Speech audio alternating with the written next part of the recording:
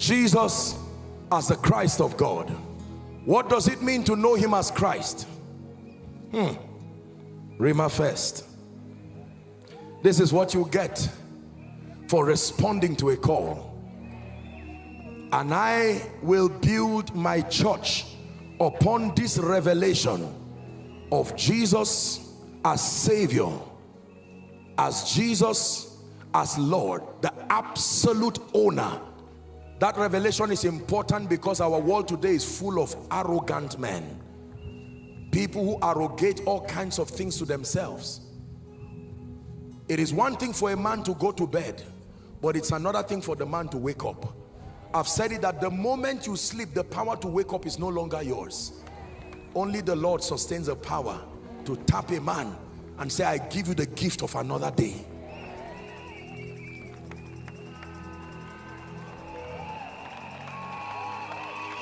Write this down.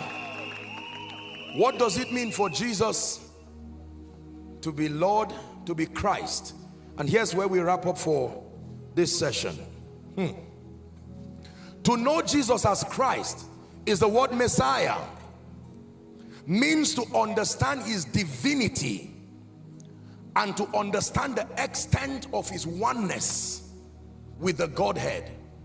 To know Jesus as the Christ means, number one, to understand his divinity, that although he wore mortal flesh, do not be mistaken by that 33-year-old body. He came from above. To understand his divinity. That's what Nicodemus came and told Jesus. He said, I have studied you, and the results that come from you, men cannot produce that result. So my conclusion as a Pharisee is that you are a man come from God. You are a teacher come from God. Was that not the testimony of John the Baptist? In John chapter 1, 6 and 7, the Bible says there was a man.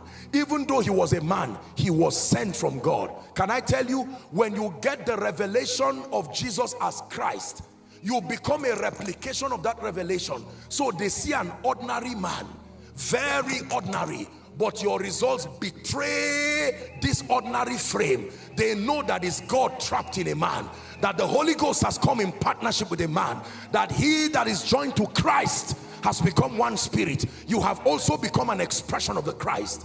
You become a Messiah to your world. You become a blessing, a custodian of his power, his wisdom, his anointing. This right here, ladies and gentlemen, is where the ministry of the Holy Spirit comes to produce Christs out of men. He reveals how divine you are. When the Bible says you are seated with Christ, it didn't say you are seated with the Savior. It didn't say you are seated with the Lord. When it has to do with authority and dominion and manifesting power through your life, you need the revelation of the Christ. Look at me, ladies and gentlemen. It is upon that revelation that someone can say, I reject sickness. It is upon that revelation that a man can say, no weapon that is fashioned against me will prosper. That even if I drink any deadly thing, because the Christ is not only that the Christ is at work in me. Are we together? We have become inseparable.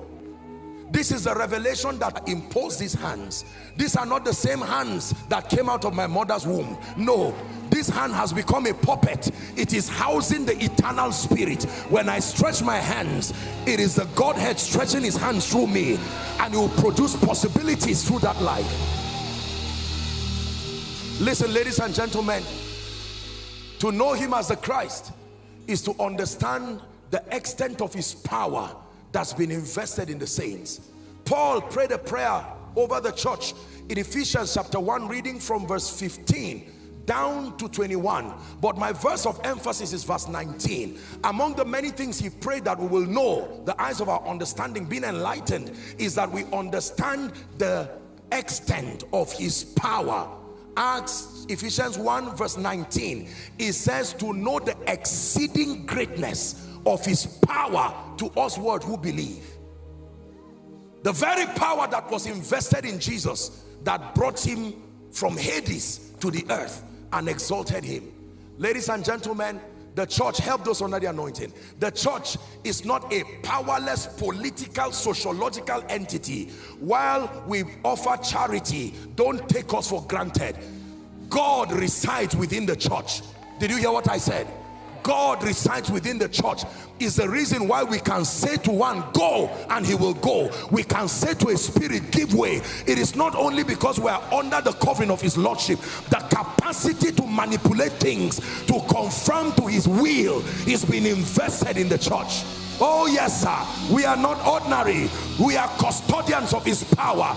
The Spirit of God lives within us.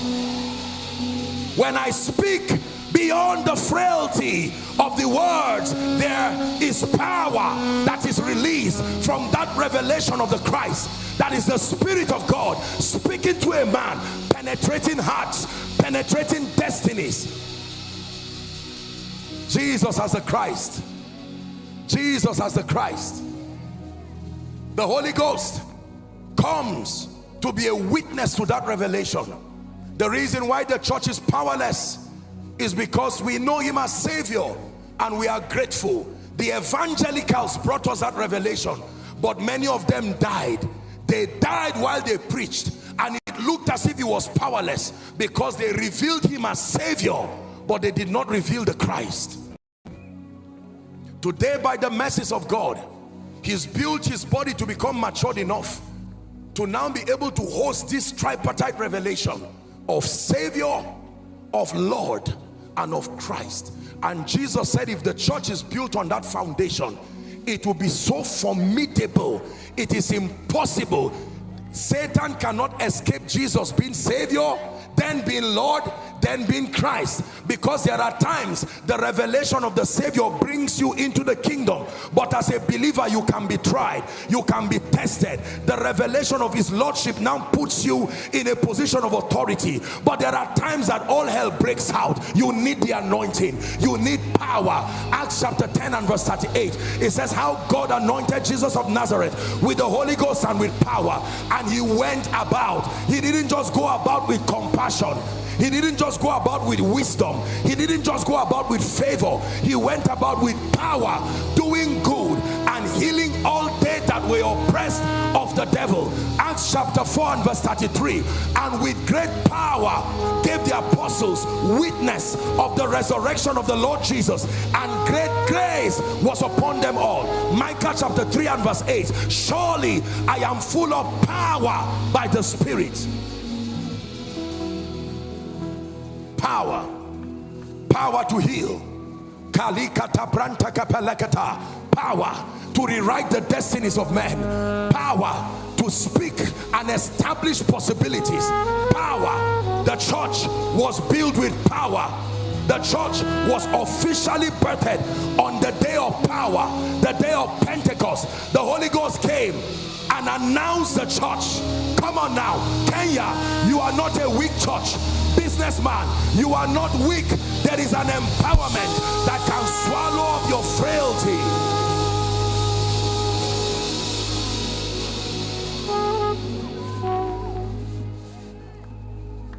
Hallelujah. We're going to pray. Simon Barjona, flesh and blood has not revealed this to you. Flesh and blood only reveals me as Mary's son. Flesh and blood only reveals me as Joseph's son. Flesh and blood only reveals me as a Nazarene. And Nathanael already made a verdict that can anything good come out of Nazareth. But if it's by the Holy Ghost, you will see a revelation more than Jesus as a man. He came as the Savior. He came as the Lord. He came as Christ. Now that is not all that the church is about. But that right there, ladies and gentlemen, is the foundation, the capstone. Listen to me. Show me any believer, show me any assembly, show me any apostolic community that's taken the time to truly encounter Jesus as Savior, encounter Jesus as Lord, encounter Jesus as the Christ, and is weak, is beggarly. No sir, no sir. The weakness of the church is traceable to the faulty foundation. We are going to pray so that you can prepare for the meeting tonight. When we return back, by the mercies of God, I will be showing you something very powerful. I will be showing you the architecture. Now that we have gotten the foundation right, can you imagine that all we discussed was the foundation, but there is an architecture. I'll give you a sample. Every believer is called a living stone. A living stone. That is a description of the kind of architecture that builds that spiritual house.